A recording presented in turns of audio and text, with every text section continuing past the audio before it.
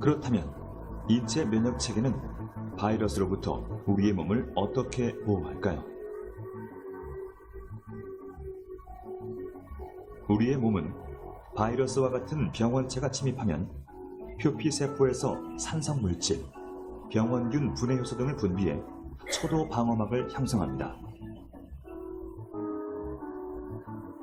하지만 이 방어선을 뚫고 바이러스가 세포를 감염시키면 백혈구 속 면역세포가 움직이기 시작합니다.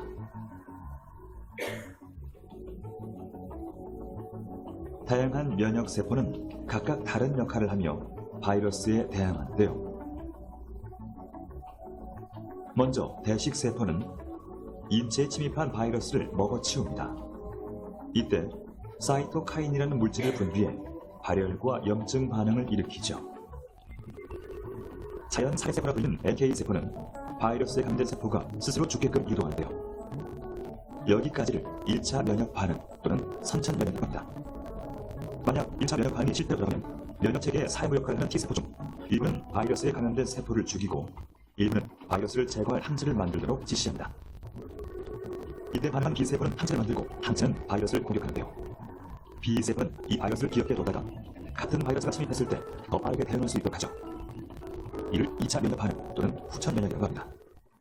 NK세포는 내추럴 킬러 셀, 자연 살상세포라고 하는데, 이거는 이제 아까 앞에 말씀드린 선천 면역에 해당합니다. 그래서 이미 우리 몸에 이제 충분히 있다가 바이러스가 들어오면 감염되죠. 그 감염된 세포를 알아내서 죽이는 역할을 하게 되고요. 그 다음에 이제 T셀은 보통 둘로 나누는데, 그 중에서도 CD8를 가진 T셀이 킬러 T셀이 되는데, 이 킬러 T셀은 마찬가지로 감염이 되어 있는 세포를 정확하게 찾아내서 죽이는 역할을 하게 됩니다. 따라서 바이러스에 대한 면역에서 중요한 세포는 선천 면역에서는 NK셀이 되겠고요. 그 다음에 적응 면역에서는 킬러 T셀. 네, 여기까지 봅니다. 무슨 얘기냐면 우리 몸 안에 면역세포가 있다는 거죠. 그래서 질병, 바이러스나 세균이 들어왔을 때 그 면역세포가 4단계로 나눠서 다 공격해서 싸워서 이긴다, 그런 얘기입니다. 그 다음에 또 하나 더 좀 짧은 영상인데 하나 더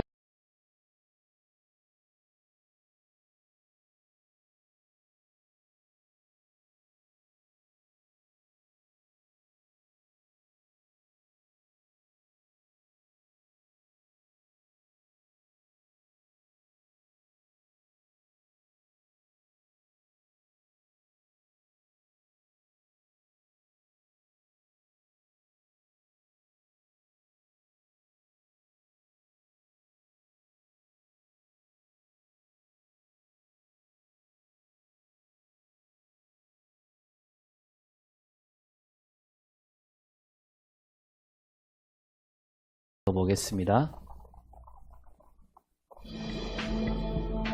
암세포죠. 자연 살해세포라고 불리는 NK세포는 스스로 암세포를 찾아내 죽이는 대표적인 면역세포다. 암세포를 찾아낸 NK세포는 단백질 물질을 뿌려 암세포에 구멍을 밑에 있는 게 암세포예요. 그리고 암세포를 팽창시켜 파괴한다. 네. 그러니까 이 바이러스나 세균은 우리 밖에서 들어오잖아요. 근데 암세포는 우리 안에 있는 정상세포가 변형을 일으켜서 암세포가 되는데, 누구나 그러니까 다 암세포가 있어요. 있는데 그 면역세포가 이게 돌아다니면서 암세포가 보인다. 그럼 찾아내서 그 암세포가 스스로 죽게 만든다는 그런 얘기입니다. 그러니까 그 면역세포가 제대로 활동을 못하게 되면 질병에 걸리고 또 암에 걸리기도 한다, 그런 얘기가 되겠죠. 그래서 우리 몸에 이 세균, 바이러스, 암세포가 있듯이 우리 신앙도 마찬가지가 아닌가. 우리 신앙에도요, 세균, 바이러스가 들어올 수 있고요. 또 우리 몸에서 암세포가 만들어져서 우리 몸을 망가뜨리려고 하듯이 우리 안에서 우리 신앙을 무너뜨리려고 하는 그런 일들이 자주 벌어지고 있다는 겁니다. 그래서 오늘 우리가 말씀을 통해서 우리 신앙을 무너뜨리는 그 암세포 같은 게 뭐냐, 그 다음에 그 암세포 같은 것을 어떻게 물리칠 수 있느냐, 그 말씀을 함께 나누고자 합니다. 우리 34절 말씀을 볼까요? 이름을 기브롯 핫다와라 불렀으니 욕심을 낸 백성을 거기 장사하니었더라. 예, 기브롯 핫다아와라는 그 장소가 있습니다. 이게 무슨 뜻이냐면 이 뜻이 뭐냐면 탐욕을 부리다가 생겨난 무덤이라는 얘기예요. 그러니까 탐욕을 부리다가 마침내 죽음에 이르게 되었다. 그러니까 이스라엘 백성들이 그렇게 되었다는 거죠. 이스라엘 백성들이 하나님을 안 믿는 백성이 아니었는데 하나님을 믿는 백성이었는데 탐욕이 들어와서 그만 죽음에 이르게 되었다. 마치 몸에 그 암세포가 생겨나서 죽었듯이. 이 말은 뭐냐면 탐욕을 부리면 하나님께 심판을 받는다. 이런 뜻을 넘어서서요. 탐욕이라는 것은 마침내 우리를 죽음에 이르게 한다는 얘기입니다. 그러니까 이 탐욕이 우리 몸에서 생기는 암세포와 비슷하다는 거죠. 이스라엘 백성들은 그럼 어쩌다가 이러한 탐욕을 부리게 되었을까? 오늘 그 민수기 11장은 그 이야기를 잘 풀어주고 있는데 오늘 새벽에 1절부터 마지막 35절까지 살펴보았습니다. 먼저 이제 4절에서는 이 탐욕이 어떻게 생겨났는가 이렇게 얘기하고 있는데 4절을 볼까요? 중에 섞여 사는 다른 인종들이 탐욕을 품음에 이스라엘 자손도 다시 울며 이르되 누가 우리에게 고기를 주어 먹게 하랴. 예. 이 광야길로 가는 백성들 가운데는 이스라엘 백성만 있었던 게 아니고 다른 민족, 애굽 사람도 있었고요. 미디안 사람도 있었고 여러 민족이 같이 있었다 그럽니다.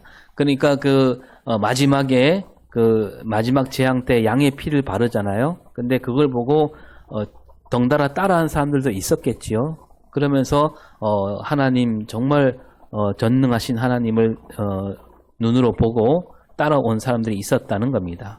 근데 이 사람들이 탐욕을 갖고 있었다는 거예요. 탐욕을 품었다는 거예요. 더 배부르고 더 많이 먹으려 하는 욕심이란 얘기인데 이 탐욕은요 금세 퍼져나갑니다. 그래서 이 다른 인종들이 탐욕을 품으니까 이스라엘 자손들도 덩달아서 같이 울며 이르게 되었다. 그러니까 이 이스라엘 백성들이 탐욕이 생겨나고 탐욕이 생기니까 무슨 얘기를 하는 거예요? 우리에게 고기를 달라 그거 아니에요. 고기가 먹고 싶어서 지금 울면서 부르짖고 있습니다.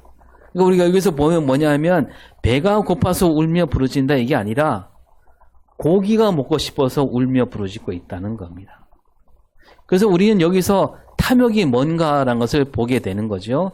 이 탐욕은 그러니까 음식으로 얘기하면 배가 고플 때 생기는 마음이 아니라 배는 부르지만 배가 고프진 않지만 뭔가 더 먹고 싶은 생각. 그게 바로 탐욕이라는 겁니다. 여러분 배가 고플 때는 이거 먹고 싶다 저거 먹고 싶다 그런 생각이 들기보다는 뭐예요? 그냥 먹을 게 있으면 그냥 먹는 거죠.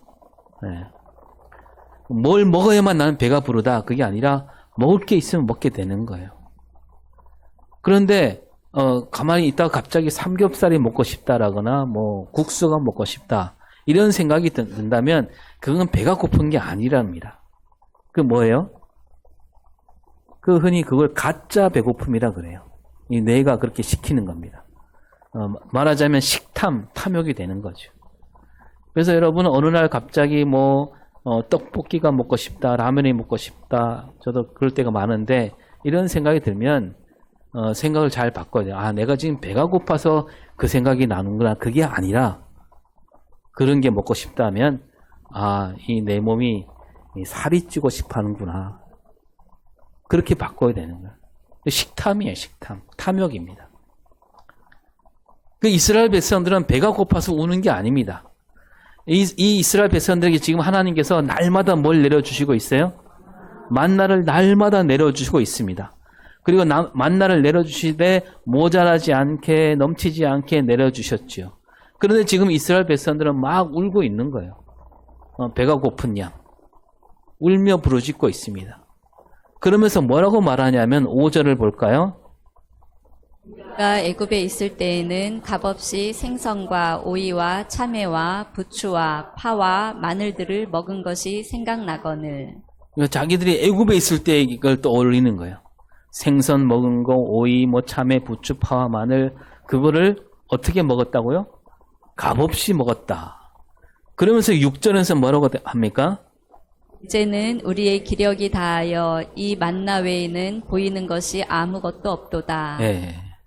그러니까 한마디로 먹을거리가 우리에게는 만나 하나밖에 없다라는 거예요. 만나로도 얼마든지 넉넉한데 만나 하나밖에 없다 이렇게 얘기하는 거죠. 여러분 만나는 하나님이 내려주시는 음식이었어요. 그런데 여기서 이제 이스라엘 백성들이 살짝 부풀려 말하잖아요. 그 5절에 보면 뭐라고 되어 있습니까? 우리가 애굽에 있을 때 값없이 먹었다. 무슨 얘기냐면 값없이 아무 일도 하지 않고 그냥 거저 먹었다는 얘기죠. 근데 과연 거저 먹었을까요? 결코 그럴 수 없잖아요. 농사를 지어야 되잖아요. 땀을 흘려야 됩니다. 거기에다가 이스라엘 백성들은 그 애굽에서 신분이 뭡니까? 노예요. 종살이를 하고 있습니다. 종들이 값없이 먹을 수 있습니까? 네. 죽을 만큼 일했고요. 그래서 겨우겨우 입에 풀 칠할 정도였습니다. 오히려 여러분 그 이스라엘 백성은 광야에 나왔을 때 이 만나야말로 값없이 먹는 거 아니에요? 하나님이 그냥 거저 주시는 거죠. 그 이 만나는 진주가 하얀 진주처럼 생겼고 먹음직스럽고 그 맛은 기름 섞은 과자 맛이라고 했습니다. 그러니까 맛있게 먹을 수 있는 그런 음식이었다는 거죠. 그리고 밤에 그냥 뭐 일하지 않아도 돼요. 밤에 자다가 일어나면 아침에 눈 떠보면 만나가 내려와 있습니다. 거두어 가기만 하면 돼요. 이런 만나를 두고 이스라엘 백성들이 불평에다가 원망을 일삼고 있는 거죠. 근데 오늘은 민수기 11장인데 저 앞에 출애굽기 16장에도 그 얘기가 나옵니다. 만나와 메추라기 얘기 나오는데 출애굽기 16장에서는 이제 약간 좀 뭉뚱그려서 만나와 메추라기를 한꺼번에 주셨다 이렇게 되어 있는데 오늘 민수기 말씀에서는 좀 나누어서 보여주고 있습니다. 하나님께서 먼저 만나를 주셨고 좀 지나서 메추라기를 주셨다. 그 이스라엘 백성들이 처음에는 만나를 먹다가 나중에 메추라기도 먹게 되었다 이런 얘기인데 근데 이 출애굽기 16장에 나오는 말씀과 오늘 민수기 말씀을 곁들여서 읽으면 하나님이 주신 이 만나에 담긴 뜻이 뭐냐 잘 나와 있지요. 하나님께서 만나를 내려주셨을 때 처음에 사람들이 아침에 나가서 만나를 거둘 때 많이 거두어들인 사람도 있었고 적게 거둔 사람도 있었다 그럽니다. 많이 거뒀다 이 말은 자기와 자기 식구들이 먹어도 남을 만큼 거뒀다는 얘기예요. 그 다음에 적게 거뒀단 말은 자기 식구가 먹을 만큼 좀 모자라게 거뒀다는 얘기입니다. 많이 거둔 사람이 있으니까 적게 거둘 수밖에 없는 사람도 생긴 거죠. 그리고 또 보면 집안 식구가 하는데 뭐 여자만 사는 집이 있거나 늙고 힘없는 사람만 사는 집, 또 자기 몸을 가누지 못하는 사람들이 있는 집, 이런 사람들은 잘 챙기기 어렵지 않았겠습니까? 근데 하나님은 그때 말씀하시기를 한 사람에게 한 오멜씩, 요즘으로 치면 이 한 오멜이 2리터 정도 되는데요. 그것만 거두도록 하셨습니다. 그 모세가 잘 알려줬어요. 한 사람당 한 오멜만 거두어 가라. 근데도 말을 듣지 않는 사람들이 있었다는 거죠. 이 사람들이 어떻게 됐느냐?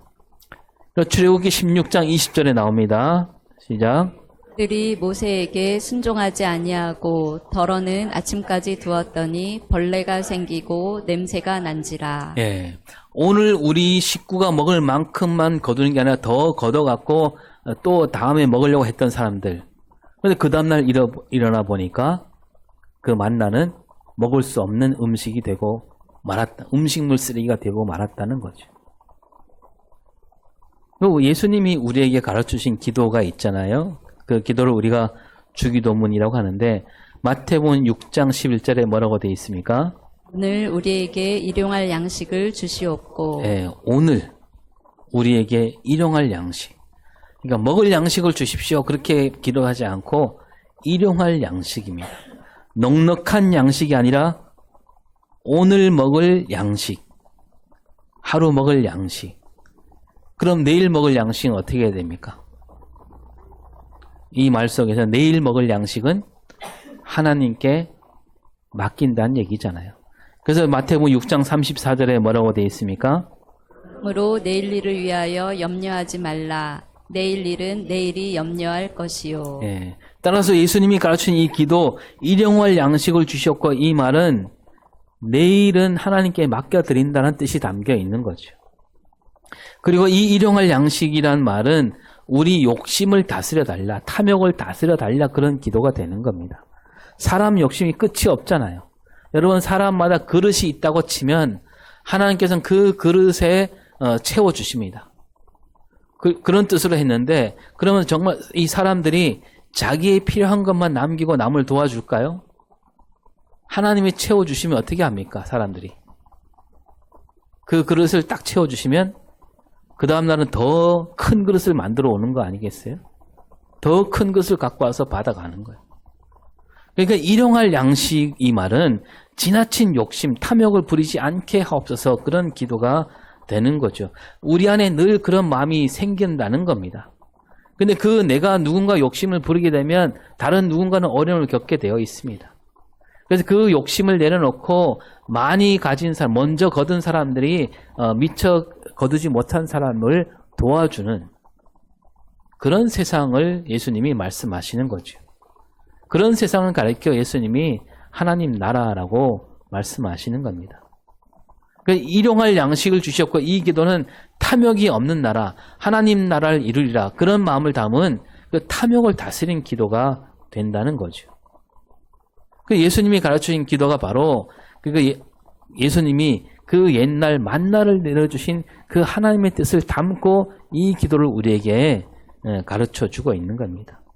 그런데 이스라엘 백성들은 하나님 뜻을 헤아리지 못하고 부르짖고 있습니다. 고기를 먹고 싶다. 다른 말로 하면 우리는 탐욕을 이기지 못한다. 그 얘기는 마찬가지죠. 그래서 모세의 마음이 몹시 언짢아졌지요. 참다 못한 모세가 하나님께 나가서 11절에 뭐라고 합니까? 주께서 종을 괴롭게 하시나이까 어찌하여 내게 주의 목전에서 은혜를 입게 아니하시고 이 모든 백성을 내게 맡기사 내가 그 짐을 지게 하시나이까. 예, 무슨 뜻입니까?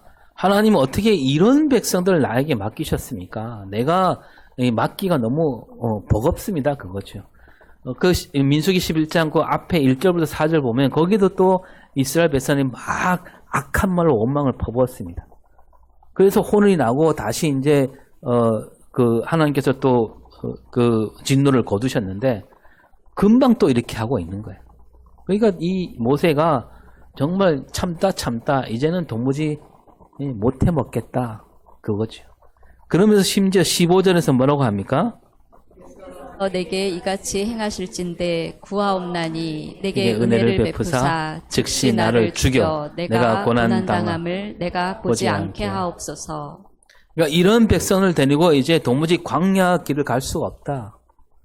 차라리 여기서 죽여달라 그럽니다.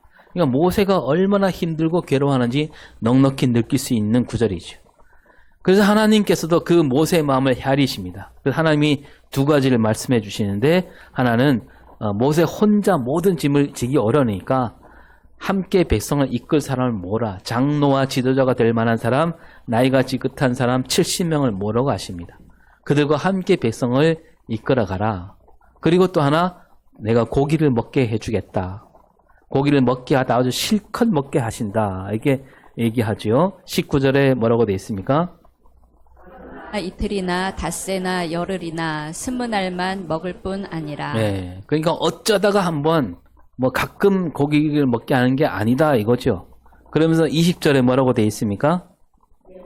싫어하기까지 한 달 동안 먹게 하시리니 이는 너희가 너희 중에 계시는 여호와를 멸시하고 그 앞에서 울며 이르기를 우리가 어찌하여 애굽에서 나왔던가 함이라 하라. 예, 하나님이 고기를 그래 고기 먹고 싶냐 고기를 내려주시되 얼만큼 주시냐면 먹게 하되 입에 물릴 만큼 냄새도 맡기 싫어할 만큼 주시겠다는 겁니다. 그런데 이 말씀을 듣고 모세가 또 걱정하죠. 이 백성들이 60만여 명인데 어디서 그 많은 고기를 줄 수 있겠습니까? 우리가 지금 데리고 몰고 다니는 양떼, 소떼, 뭐 바다에 가서 고기를 다 갖고 와도 모자라지 않습니까? 했더니 하나님이 또 23절에서 내 손이 짧으냐 내가 이제 내 날이 내게 응하는 여부를 보리라. 예, 얼마든지 넉넉하게 고기를 마련할 테니까 너는 지켜보기만 해라. 그래서 이렇게 하나님은 두 가지를 다 들어주시는 거예요. 먼저 모세와 함께 일할 사람을 붙여주시고 두 번째 고기도 주시고 그런데 여러분 여기서 보면 좀 뭔가 다르죠. 하나님 말씀하신 그 말씀의 결이 다릅니다. 모세에게 사람을 붙여주신다 할 때는 하나님이 정말 부드럽게 말씀하십니다. 마치 힘들어하는 모세를 다독거리듯이 말씀해 주시고 장로들을 70명 모으라 그럽니다. 하지만 고기를 달라는 백성들에게 고기를 주신다 이 말씀 안에는 좀 부드러움이 없지 않습니까? 뭔가 가시가 있죠. 왜 그럴까요? 그러니까 모세가 하나님께 막 원망하듯이 한 말과 백성들이 내뱉은 원망 불평이 전혀 다르다는 얘기입니다. 모세는 무슨 뜻입니까? 모세는 하나님께서 맡기신 백성을 조금 더 잘 이끌고자 하는, 하나님 뜻을 더 잘 이끌고자 하는 마음으로 모세가 하나님께 푸념하듯이 말했지만 이스라엘 백성들이 내뱉는 말은 뭐예요? 불평과 원망이고 그 불평과 원망 안에는 뭐가 있냐면 탐욕이 도사리고 있는 겁니다. 그렇기 때문에 하나님이 그렇게 말씀하고 있는 거죠. 그러니까 우리가요, 하나님 앞에 기도할 때 어떤 기도가 먼저 가장 많이 돼야 되냐면 하나님께서 맡기신 일을 하다가 힘에 부칠 때 도와달라고. 그렇게 기도하면 하나님이 얼마든지 도와주시죠. 기꺼이 도와주십니다. 그런데 여러분, 내가 어떤 욕망으로 하나님 앞에 오면 어떤 데는 하나님이 그 욕망을 들어주실 수도 있습니다. 그러나 그 응답은요, 응답을 넘어서 심판이 되기도 한다는 것을 우리가 잊어서는 안 되는 거죠.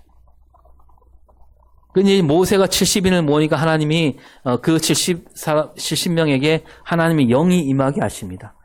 그 가운데 뭐 장막에 나가지 않은 두 사람이 있는데 엘닷과 메닷이라는 사람이 있고, 근데 이 사람들에게도 하나님이 영이 임했다. 그랬더니 여호수아가 달려와서 이러다가 모든 사람이 다 하나님이 영이 임하면 어떻게 합니까? 이 질서가 무너지지 않겠습니까? 라고 하자 29절에 뭐라고 됩니까? 그래서 그의 영을 그의 모든 백성에게 주사 다 선지자가 되게 하시기를 원하노라. 네, 하나님께서 바라시는 것은 이스라엘 모든 백성이 다 선지자가 되기를 바라신다. 그 뭐냐 하면 그 선지자가 뭡니까? 하나님 뜻을 제대로 헤아리는 사람들, 그렇게 되기를 바라시는 거죠. 그런데 지금 이스라엘 백성들은 그런 하나님 말씀보다는 눈앞에 보이는 탐욕의 눈이 어두워 있고, 이제 그 탐욕으로 말미암아 우리가 읽었지만 큰 대가를 치르게 되는 거죠.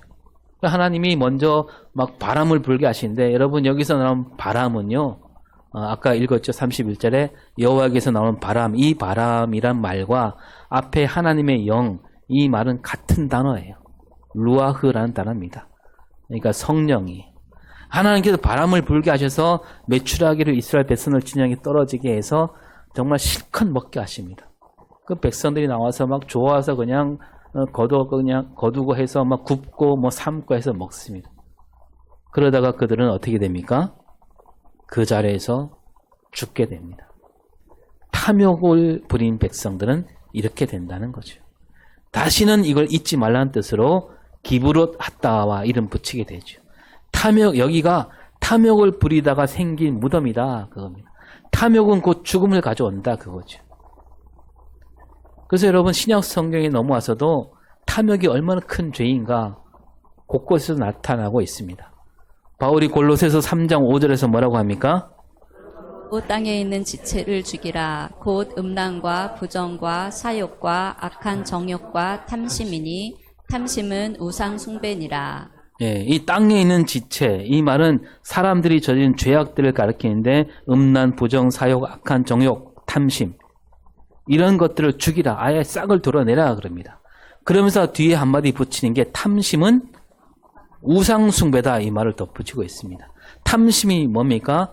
더 많이 가지는 그 마음을 가진 욕심이죠. 근데 이 음란, 부정, 사욕, 악한 정욕, 이것과 뒤에 탐심, 이거 견주어 보면 탐심은 앞에 있는 것보다 그렇게 크게 보이지 않지 않습니까? 왜냐하면 탐심이라는 것은 무슨 일을 저지른 것도 아니고 그냥 뭔가 더 가지려는 마음인 거잖아요.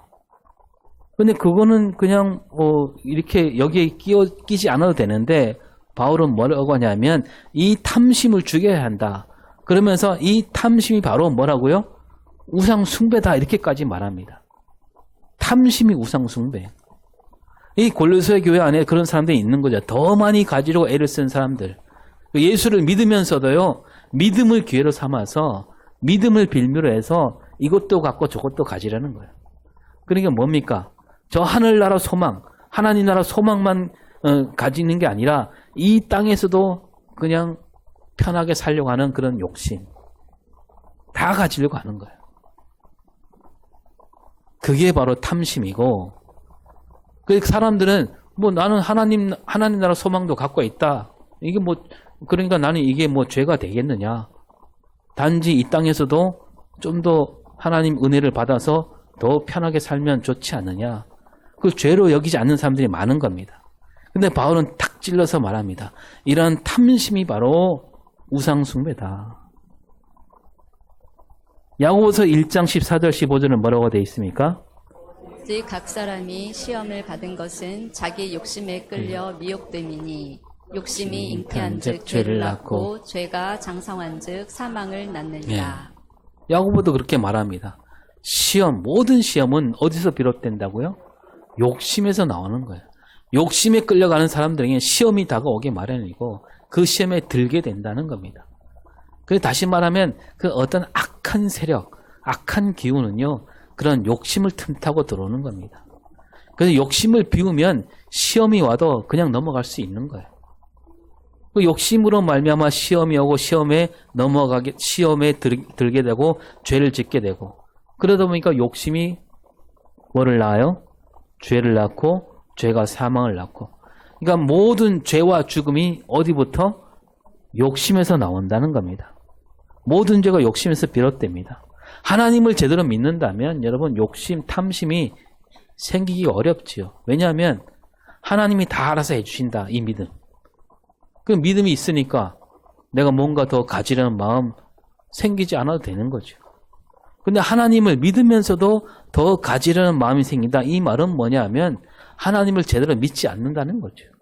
왜냐하면 하나님께서 주시는 것 갖고는 난 성이 차지 않는다. 하나님께 주시는 것보다 다른 거, 하나님께 주신 것은 그냥 기본으로 받고 다른 거에 눈을 돌릴 때 그때 벌써 그 사람은 우상 숭배가 되는 겁니다. 그리고 골로새서 3장 6절에는 뭐라고 되어 있습니까? 말미암아 하나님의 진노가 임하느니라. 예, 진노를 말하잖아요. 하나님이 그런 탐심, 그 우상 숭배 그냥 두지 않으신다는 겁니다. 크게 화를 내신다는 거죠. 그거는 하나님이 그들 아끼신다는 뜻입니다. 그 잘못된 길로 가는 그냥 두고 보지 않으시겠다는 겁니다. 우리가 역사를 봐도 그렇잖아요. 이스라엘 백성들이 툭 하면 죄를 저지릅니다. 그때마다 하나님이 진노하십니다. 그런데 또 가만히 보면 그 진노가 끝이 아니었죠. 진노 뒤에 뭐가 있습니까? 용서가 있습니다. 사랑이 있습니다. 그러니까 바울도 그런 것을 담아서 얘기하고 있는데 우리가 죄악을 끊고 살아야 하는 까닭은 하나님께서 진노를 내리실까 두려워서가 아니라 하나님이 우리를 그만큼 사랑하시니까 하나님의 뜻대로 살아야 되지 않겠느냐. 그러려면 우리가 죄악을 끊어내야 된다. 그럼 앞에서 말씀드리기를 이 탐심, 탐욕 이것은 마치 바이러스, 세균, 암세포와 같다고 했습니다. 그렇다면 이 탐심을 이기는 탐욕을 물리치는 면역세포가 있다면 뭘까요? 하나님께서 우리 몸을 지으실 때도 우리 몸 안에 모든 병균과 싸워 이길 수 있는 면역세포를 넣어주셨잖아요. 마찬가지로 우리 신앙이 병들지 않도록 우리 신앙이 탐욕으로 병들지 않도록 물들지 않도록 우리에게 주신 게 있다는 겁니다. 그게 뭘까요? 앞에 잠깐 말씀했는데 그게 뭘까? 네. 네, 여러 가지로 말씀할 수 있는데 예수님이 직접 말씀하신 게 있어요.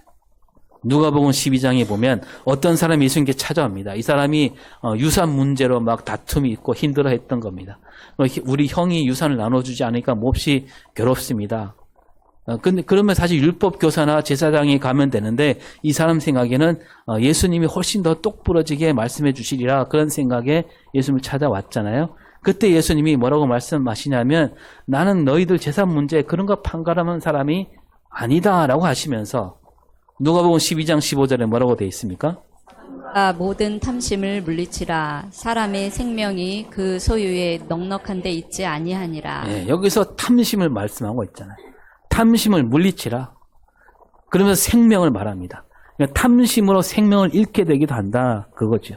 더 많이 가지는 마음, 탐심으로 서로 싸우게 되고 미워하고 그러다 보면 심지어 생명을 해치는 일이 된다.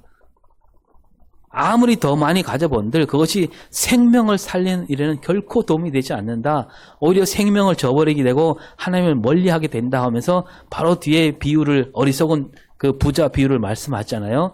곡간을 막 더 크게 지어갖고 막 쌓아두려고 하는 그 부자. 오직 자기만을 위해서 재물을 쌓은 그 사람, 탐욕을 부린 사람, 그런 사람이야말로 어리석은 사람 아니냐. 왜냐하면 생명을 거두어가면 그만인데. 그러면서 이어서 계속 말씀하시기를 염려와 근심에 대해서 말씀하시다가 그러니까 탐심은 바로 이런 염려와 내일은 어떡하지? 뭐 이런 염려와 근심이 탐심을 불러일으키게 된다는 거죠. 그런 다음에 누가복음 12장 31절에 뭐라고 하십니까? 너희는 그의 나라를 구하라. 그리하면 이런 것들을 너희에게 더하시리라. 예. 이 말씀이 바로 탐심을 물리치는 길이라는 겁니다. 탐심을 이겨내는 그 암세포 같은 이 탐욕을 물리치는 길이 바로 여기에 있다는 거죠. 그의 나라 뭡니까? 하나님 나라를 구하면 된다는 거죠. 모든 탐심, 모든 탐욕을 물리치는 길은 우리가 늘 하나님 나라를 바라보며 하나님 나라를 구하는 것. 여러분 예수님이 기도를 가르치실 때도 아까 말씀했지만 그런 기도가 있잖아요. 기도할 때 어떻게 기도하라고 하셨습니까? 나라가 임하시오며. 나라가 임하시오며. 우리가 알듯이 하나님 나라가 이 땅에 이루어지게 해달라는 기도. 그 기도를 우리가 날마다 해야 된다. 기도할 때 우리가 늘 하나님 나라와 의를 구하라 그겁니다. 하나님 이거 해주세요. 저거 해주세요. 이러다 보면 나도 모르게 탐심에 물들게 되는 거예요. 탐욕에. 여러분 세상 사람들 하는 기도와 우리 기도가 다른 게 여기 있는 거예요. 세상 사람들도 기도하잖아요. 그죠? 그들이 하는 기도가 다 뭡니까? 뭐 저 산에 가서 기도하기도 하고 뭐 물 떠놓고 기도하기도 하고 그러잖아요. 부적 붙여놓고 기도하고. 그들이 하는 기도는 뭐예요? 그들 기도에 없는 게 뭐가 있습니까? 하나님 나라가 없어요. 오직 자기 사업 잘 되는 거, 자기 가족, 내 자녀들 잘 되는 거, 다른 자녀들 뭐 그건 알 바 없고 자식만 잘 되길 바라는. 여러분 교회도 마찬가지입니다. 교회가 물론 우리 교회 하나하나가 제대로 서야 되겠지만 교회가 내 교회만 잘 되는 거 그것만 앞세운다면 거기에 탐욕이 들어올 수 있습니다. 다른 교회도 바라봐야 되고 다른 교회 손을 잡아야 되고 힘을 모아야 된다는 겁니다. 이 탐심과 탐욕이 그 끝은 무덤, 죽음밖에 없습니다. 그래서 이 탐심, 따라서 탐심과 탐욕에 물들지 않을 때 우리는 죽음을 넘어선다는 거예요. 우리가 생명을 얻었단 말은 그래서 이렇게 말할 수 있는 거예요. 탐심과 탐욕을 물리침으로 우리는 생명을 얻는다. 왜냐하면 우리 안에 예수 그리스도께서 살아 계시잖아요. 그런 뜻에서 오늘 성찬식을 하는데 그 성찬식을 하면서 우리 주님께서 하나님 나라를 외치셨고 하나님 나라를 이루셨듯이 오늘 우리도 그 주님 뜻을 받들어서 하나님 나라를 앞세우며 날마다 우리에게 일어나게 하시는 그 탐심과 탐욕이 우리 안에 설 자리가 없도록 하겠다. 이런 마음가짐으로 우리가 성찬식을 할 수 있어야 된다는 겁니다. 그리고 그 마음을 담아서 이제 나가서 다른 사람을 섬기고 나누고 그럴 때 우리는 하나님 나라를 온전히 이루는 일꾼이 된다라는 겁니다.